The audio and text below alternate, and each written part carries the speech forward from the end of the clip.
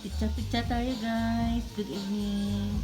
Yan pa ang tira ng pizza na treat sa akin ng manugang ko na very supportive sa anak ko.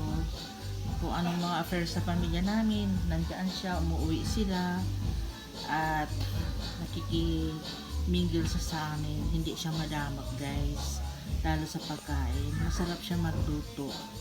Responsable, may maganda siyang trabaho at saka mahal na yung apo ko. Siya nagpapaaral. Nasa city sila nakatira. Binilhan niya ako ng isang box ito. Ano to, dito sa amin bayan. Habang naghihintay kami ng pinsan ko, living ng pinsan ko sa simbahan, nagpunta kami ng pizza house. Tapos nung narinig kong nandyan na, kasi katabi lang ng simbahan yung pizza house, tumakbo ako kasi ako yung first reading. So yon, naiwan ko siya.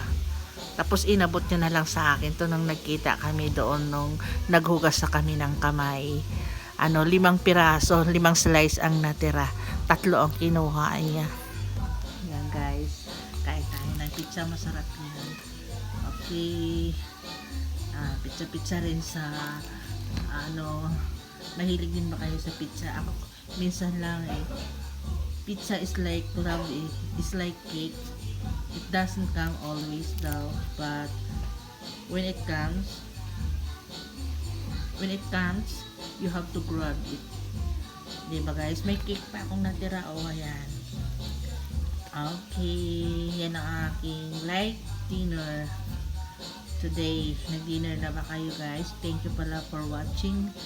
Okay, gumaganda na yung aking views.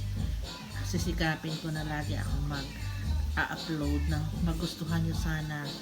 Okay guys, pizza. Good night. Enjoy your dinner.